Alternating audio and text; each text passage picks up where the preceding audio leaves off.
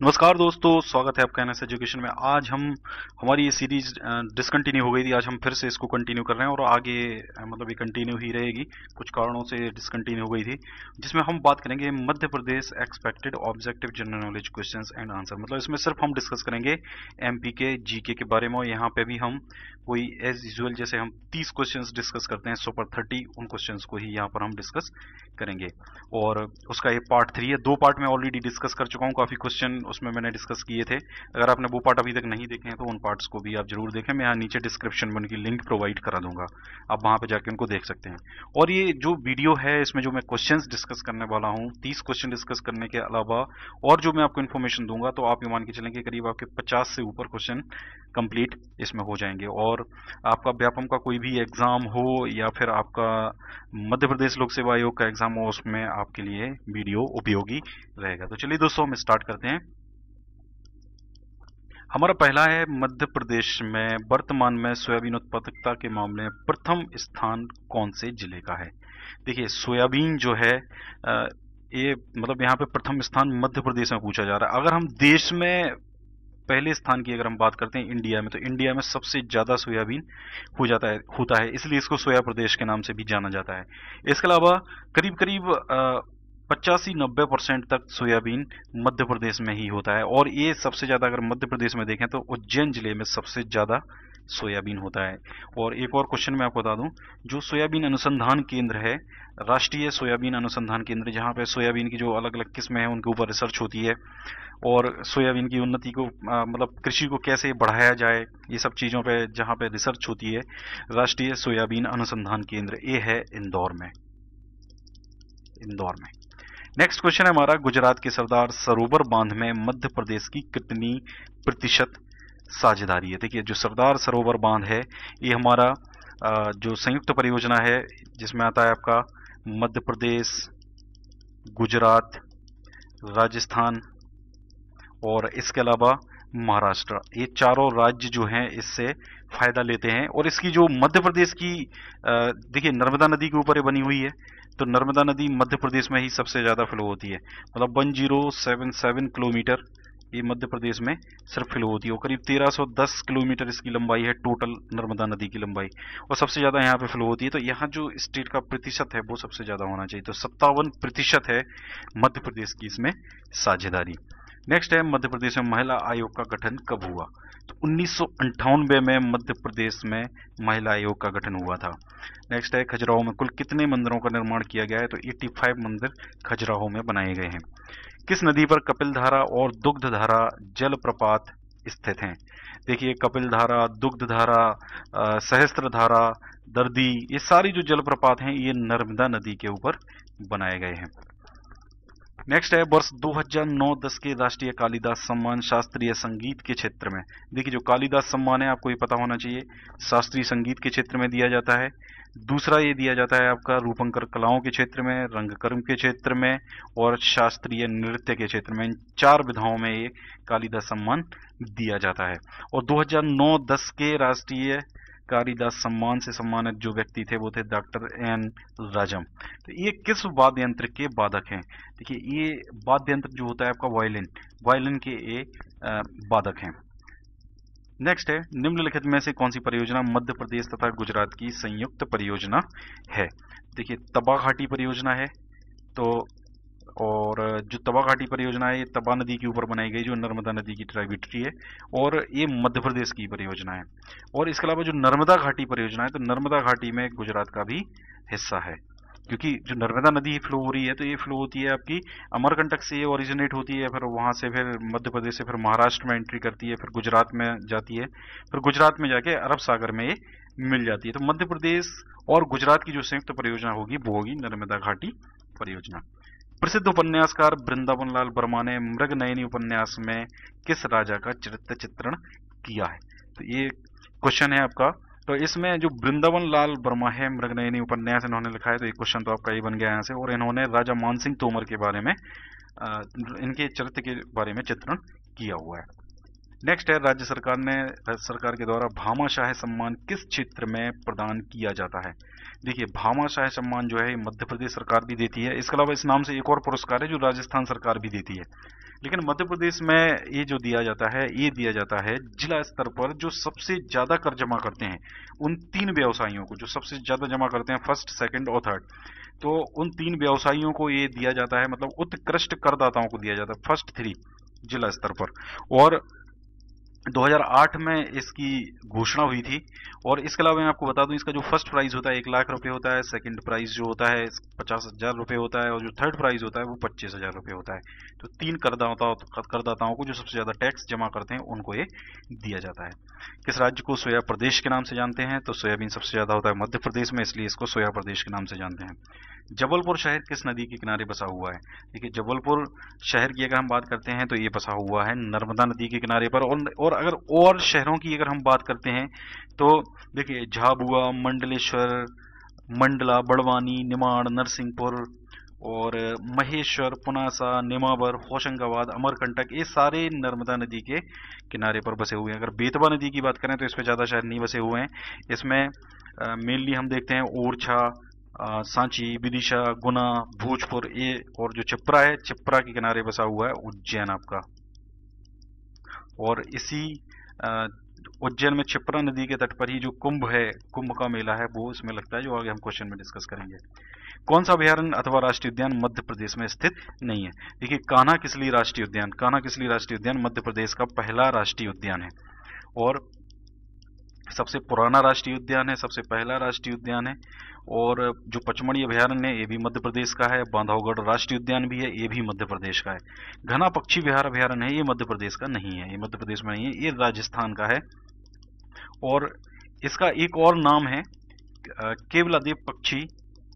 केवलादेव राष्ट्रीय उद्यान या केवलादेव पक्षी विहार अभयारण्य, क्योंकि एक मंदिर है इस अभयारण्य के अंदर, मतलब, और वो शंकर जी का मंदिर है, और इसलिए उसको केवलादेव के नाम से जाना जाता है। केवलादेव राष्ट्रीय उद्यान या केवलादेव पक्षी विहार अभयारण्य, इस नाम से इसको जाना जाता है।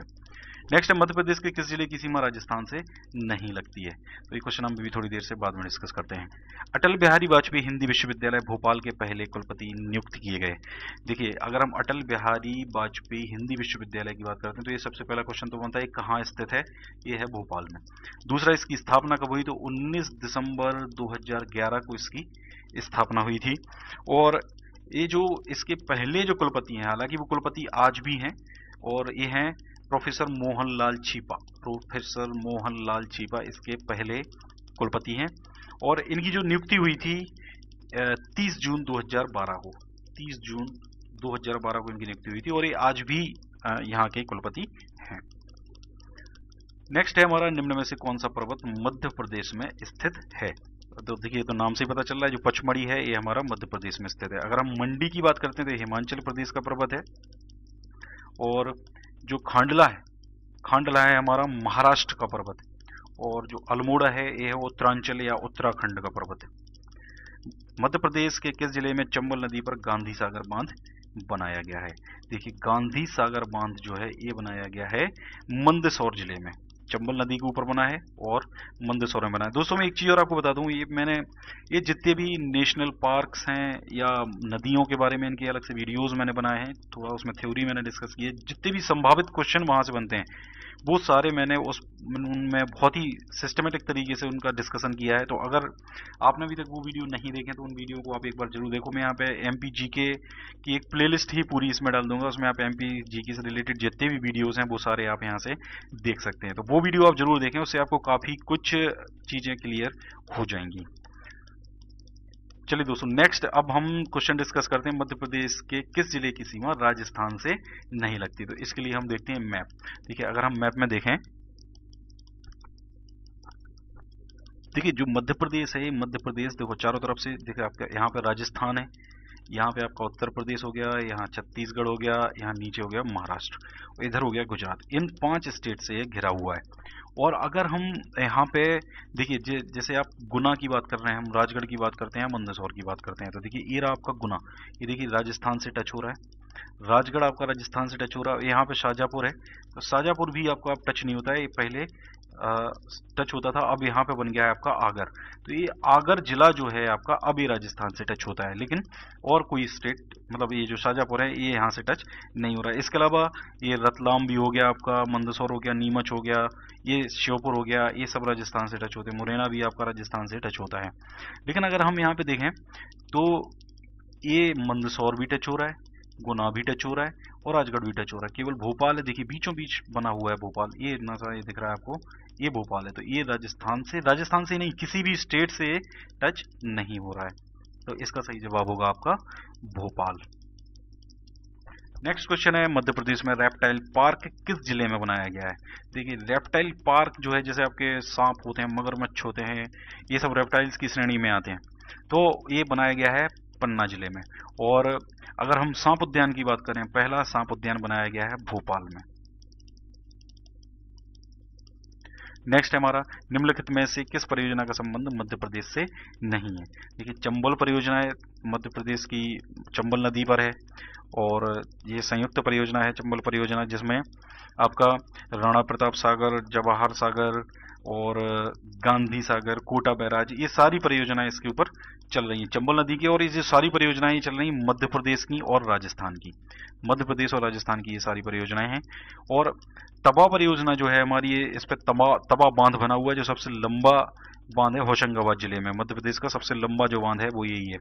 और माता टीला परियोजना है मध्य प्रदेश की और उत्तर प्रदेश की संयुक्त परियोजना है, जो बेतवा नदी के ऊपर बनी हुई है। इसके अलावा जो ब्यास परियोजना, ये मध्य प्रदेश की नहीं है, क्योंकि ब्यास नदी जो है वो मध्य प्रदेश से फ्लो होती ही नहीं है। ये जो नदी है, इंडस नदी जो है, सिंधु नदी जो है, उसकी ट्राइब्यूटरी है, और ये पंजाब वगैरह से फ्लो होती है, जैसे आपका राजस्थान, हरियाणा, पंजाब, ये इनकी संयुक्त परियोजना है। राजस्थान, हरियाणा और पंजाब की संयुक्त परियोजना इस पे है। तो ये मध्य प्रदेश की परियोजना नहीं है। निम्न में से मध्य प्रदेश की किस नदी के किनारे पर महाकालेश्वर मंदिर? महाकालेश्वर मंदिर या महाकाल का जिसको मंदिर बोलते हैं, ये क्षिप्रा नदी के तट पर बना हुआ है, और इसी पे ही कुंभ का आयोजन होता है, जो अगले क्वेश्चन में हम यहाँ पे डिस्कस करेंगे। मध्य प्रदेश के किस शहर में सिंहमस्त का मेला लगता है? देखिए जो सिंहमस्त का मेला होता है, एक्चुअली कुंभ मेला होता है, जो हर एक 4 साल में अलग अलग जगह पर 4 जगह पर लगता है। और ये जो सिंहमस्त होता है, ये लगता है 12 साल में, हर एक 12 साल में सिंहमस्त लगता है। जैसे अभी 2016 में लास्ट ईयर ये हुआ है, और अब ये लगेगा 2028 में। तो ये लगता है हमारा उज्जैन में क्षिप्रा नदी के तट पर। निम्न में से कौन सा शहर क्षिप्रा नदी के किनारे बसा हुआ है? तो इसका भी आंसर हो जाएगा हमारा उज्जैन। क्षिप्रा नदी का उद्गम स्थान किस जिले से है? देखिए क्षिप्रा नदी जो है, इसका जो उद्गम स्थान है ये है इंदौर से, और इसमें जो जगह है उसका नाम है काकरी बरड़ी पहाड़ी। काकरी बरड़ी पहाड़ी से इसका उद्गम होता है। और अगर हम समापन की बात करें तो जो क्षिप्रा नदी है चंबल की ट्राइब्यूटरी, मतलब यह क्षिप्रा नदी जाके यहाँ से इंदौर से ओरिजिनेट होती है और बाद में जाके चंबल नदी में मिल जाती है। तो चंबल नदी की ये ट्राइब्यूटरी आपकी बन जाएगी। और अगर हम देवास की बात करें तो देवास से काली सिंध नदी का उद्गम होता है। नेक्स्ट है, बेतवा नदी मध्य प्रदेश के किस जिले से निकलती है? तो देखिए ऑप्शन है यहाँ पे अशोकनगर, रायसेन, गुना, देवास। तो गुना हम ऑलरेडी डिस्कस कर चुके हैं, गुना है जहां से आपकी बेतवा नदी, गुना हो गया, ओरछा हो गया, विदिशा हो गया, भोजपुर हो गया, यहाँ से आपकी बेतवा नदी निकलती है। निम्न में से कौन सी नदी का उद्गम स्थल मध्य प्रदेश में है? देखिए चंबल है आपका, चंबली है आपकी, जो इससे मध्य प्रदेश से जिसका मतलब ओरिजिनेट होती है। और इसके अलावा जैसे यमुना नदी हो गई, या ब्यास नदी हो गई, या रामगंगा हो गई, ये कोई भी नदी मध्य प्रदेश की नदी नहीं है, मतलब मध्य प्रदेश से ओरिजिनेट नहीं होती है। नेक्स्ट है, मध्य प्रदेश की पूर्व से पश्चिम की लंबाई कितनी है? तो इसको हम एक मैप से डिस्कस करते हैं। देखिए पूर्व से पश्चिम मतलब, देखिए अगर हम पूर्व में बात करें तो ईस्टर्न मोस्ट जो पार्ट है वो है आपका सिंगरौली जिले में, जिसे मध्य प्रदेश की ऊर्जा राजधानी भी कहा जाता है। और अगर इस तरफ देखें तो ये है सबसे लास्ट पार्ट अलीराजपुर में, और अलीराजपुर जैसा कि आपको पता होना चाहिए कि यहाँ पे जो साक्षरता दर है वो सबसे ज्यादा कम है। तो और यहाँ पे तो इन दोनों पॉइंट के बीच की जो डिस्टेंस है यहाँ से लेके यहाँ तक, ये डिस्टेंस है 870 किलोमीटर। और अगर हम इधर से बात करें, इस पॉइंट से लेके, मतलब ये आखिरी पॉइंट है आपका नॉर्थ में, और अगर साउथ में आखिरी पॉइंट देखें, आपको 2 पॉइंट यहाँ पे दिख रहे होंगे, एक बालाघाट में दिख रहा है, एक बुरहानपुर में दिख रहा है। ये थोड़ा सा इसको जूम मैंने थोड़ा कम कर दिया है, इसलिए मैप ऐसा दिख रहा है, लेकिन ये जो बुरहानपुर वाला जो हिस्सा, ये साउदर्न मोस्ट इसका पॉइंट होगा। तो यहाँ नॉर्थ से साउथ की जो मतलब मैक्सिमम जो डिस्टेंस है ये है 605 किलोमीटर। तो यहाँ से यहाँ तक आती है 870 किलोमीटर और यहाँ से यहाँ तक आती है 605 किलोमीटर। तो ये आपको थोड़ा सा पता होना चाहिए, जैसे सिंगरौली है, अलीराजपुर है, इधर मुरैना है और इधर आपका बुरहानपुर है। तो 870 और 605 किलोमीटर। नेक्स्ट है हमारा मध्य प्रदेश राज्य की स्थापना कब हुई थी? तो बहुत फेवरेट क्वेश्चन है। 1 नवंबर 1956 को मध्य प्रदेश राज्य की स्थापना हुई थी। नेक्स्ट है मध्य प्रदेश राज्य की राजधानी क्या है? देखिए जबलपुर, इंदौर, भोपाल, सिंगरौली सारी मध्य प्रदेश की राजधानी है, लेकिन मध्य प्रदेश की अगर प्रमुख राजधानी की बात करते हैं तो वो तो भोपाल है, लेकिन जो जबलपुर है इसको मध्य प्रदेश की सांस्कृतिक राजधानी भी कहा जाता है। और सांस्कृतिक राजधानी कहने के साथ साथ इसको मध्य प्रदेश की न्यायिक राजधानी भी कहा जाता है, क्योंकि यहाँ पे मध्य प्रदेश का हाई कोर्ट जबलपुर में है और उसके 2 खंडपीठ हैं, वो खंडपीठ हैं आपके ग्वालियर में और इंदौर में। ग्वालियर और इंदौर में इसके 2 खंडपीठ हैं। और अगर हम यहाँ पे इंदौर की बात करते हैं तो इंदौर को मध्य प्रदेश की खेल राजधानी कहा जाता है, इंदौर को मध्य प्रदेश की व्यावसायिक राजधानी भी कहा जाता है और सिंगरौली को मध्य प्रदेश की ऊर्जा राजधानी कहा जाता है। तो ये सारी ही राजधानियां एक तरीके से मध्य प्रदेश की बन जाती हैं, लेकिन जो राजधानी है मेन वो है आपकी भोपाल। निम्न में से किस राज्य में जीवाश्म राष्ट्रीय उद्यान है? तो देखिए मध्य प्रदेश में मंडला जिले में जीवाश्म राष्ट्रीय उद्यान है, जो मध्य प्रदेश का सबसे छोटा राष्ट्रीय उद्यान है और मध्य प्रदेश का पहला जीवाश्म राष्ट्रीय उद्यान है। और एरिया वाइज हम बात कर रहे हैं कि एरिया वाइज ये सबसे छोटा राष्ट्रीय उद्यान है। नेक्स्ट हमारा मध्य प्रदेश का सबसे पुराना राष्ट्रीय उद्यान कौन सा है? तो मध्य प्रदेश का सबसे पुराना और सबसे पहला जो राष्ट्रीय उद्यान है वो है कान्हा किसली राष्ट्रीय उद्यान। और इधर हम अगर कान्हा किसली राष्ट्रीय उद्यान के बारे में अगर बात करते हैं तो ये सबसे बड़ा तो है ही, सबसे पुराना भी है, सबसे पहला भी है और मंडला जिले में ये आता है आपका। इसका बांधवगढ़ राष्ट्रीय उद्यान जो है ये आता है आपका उमरिया जिले में और 1968 में इसकी स्थापना हुई थी। इसके अलावा अगर हम यहाँ पे बांधवगढ़ में देखें तो जो बाघ जो है, टाइगर जो है, इसका सबसे ज्यादा घनत्व मतलब सबसे ज्यादा टाइगर जो है वो बांधवगढ़ राष्ट्रीय उद्यान में ही पाए जाते हैं। इसके अलावा यहाँ पर सफेद शेर भी पाए जाते हैं। अगर माधव राष्ट्रीय उद्यान की बात करते हैं 1958 में इसकी स्थापना हुई थी और शिवपुरी जिले में है ये माधव राष्ट्रीय उद्यान। दोस्तों एक चीज और मैं आपको बता दूं, मध्य प्रदेश के जिले भी मैंने कवर कर रहा हूं, मैं बहुत जल्द में कंप्लीट करने की कोशिश करूंगा। तो मध्य प्रदेश के जिले जैसे मैंने शिवपुरी के बारे में बताया, तो शिवपुरी के जितने भी इंपॉर्टेंट पॉइंट है वो मैं सारे कवर करने की कोशिश करता हूं। तो इस तरीके की वीडियो आप जरूर देखें। देखिए ऑब्जेक्टिव आप देख रहे हैं तो देख ही रहे हैं, देखिए थ्योरी बहुत ज्यादा जरूरी है आपके एग्जाम पॉइंट ऑफ व्यू से। अगर आप ये सोचे कि ऑब्जेक्टिव पढ़ के हमने 30 ऑब्जेक्टिव पढ़ लिए या मैंने आपको जैसे 30 से और ज्यादा इन्फॉर्मेशन दे दी तो वो आपके लिए सफिशिएंट है, तो ऐसा नहीं है। आपको थ्योरी पढ़नी चाहिए और थ्योरी पढ़ना सबसे ज्यादा जरूरी है। आप ये मत सोचें कि ऑब्जेक्टिव पढ़ के मैं कोई भी एग्जाम निकाल लूंगा। अब जैसे फॉर एग्जाम्पल शिवपुरी है, शिवपुरी के जितने भी पॉइंट हैं या कोई और जिला मैंने कवर किया, जितने भी पॉइंट हैं, जितने भी पॉइंट आपसे एग्जाम में पूछे जा सकते हैं वो सब मैं कवर करता हूं।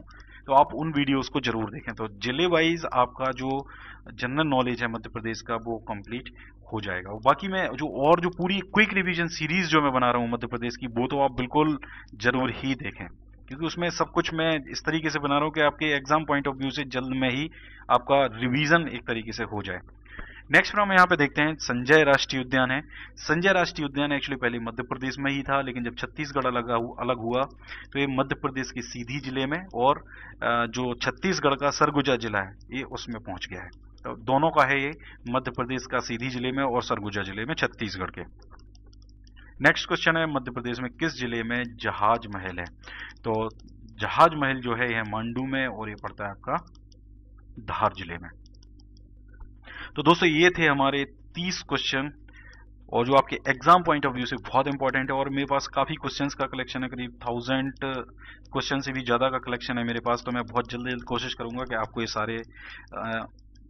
सारे क्वेश्चंस में आपको कवर करवा दूं। कई बार क्वेश्चन ऐसा भी होते हैं कि कुछ क्वेश्चंस रिपीट भी हो जाते हैं, तो आप एक तरीके से ये मान के चलें कि अगर वो क्वेश्चन रिपीट हो रहे हैं तो आप ये समझ लें कि आपका एक बार फिर से उसका रिवीजन हो गया। क्योंकि जनरली अगर रिपीट भी होता है, अगर एक दो क्वेश्चन रिपीट भी होते हैं तो मैं उनको हटाता नहीं हूँ, मैं ये सोचता हूँ कि शायद आपका एक बार और रिवीजन उसका हो जाएगा। तो दोस्तों ये थे हमारे 300 क्वेश्चन। आपको वीडियो कैसा लगा कमेंट करके जरूर बताएं। चैनल को अगर आपने अभी तक सब्सक्राइब नहीं किया है तो आप सब्सक्राइब करें, इस लिंक पर जाके आप चैनल को सब्सक्राइब कर सकते हैं। ये पेज है हमारा फेसबुक पेज है जिसपे मैं इन्फॉर्मेशन शेयर करता हूँ, ग्रुप है जिसपे भी मैं अलग अलग इन्फॉर्मेशन शेयर करता हूँ। इसके अलावा अगर आप स्टडी नोट्स डाउनलोड करना चाहते हैं तो टेलीग्राम पे भी हमारा एक चैनल बना हुआ है। आपको बस टेलीग्राम इंस्टॉल करना है और इंस्टॉल करने के बाद उसमें रजिस्टर करना है, फिर वहां जाके सर्च करना है @NS Education और आप इस टेलीग्राम के ग्रुप से ज्वाइन हो सकते हैं। यहाँ पे मैं जो भी नोट्स वगैरह मेरे पास होता है या जो भी इंपॉर्टेंट लिंक्स होती हैं नोट्स की वो मैं यहाँ पे शेयर करता हूँ। और आगे चल के जो मेरा व्हाट्सएप पे ग्रुप है मैं वो बंद करने वाला हूँ बहुत जल्द ही, क्योंकि उस पर रिप्लाई बहुत ज़्यादा करते हैं मतलब आप लोग, तो वो थोड़ा सा क्या होता है मैनेज करना बहुत मुश्किल हो जाता है। इसलिए मैं टेलीग्राम पे ही चैनल बना रहा हूँ, तो उस पर मैं सारी इन्फॉर्मेशन आगे इन फ्यूचर शेयर करूँगा। तो टेलीग्राम के ग्रुप से आप जरूर जुड़ें। Thank you very much.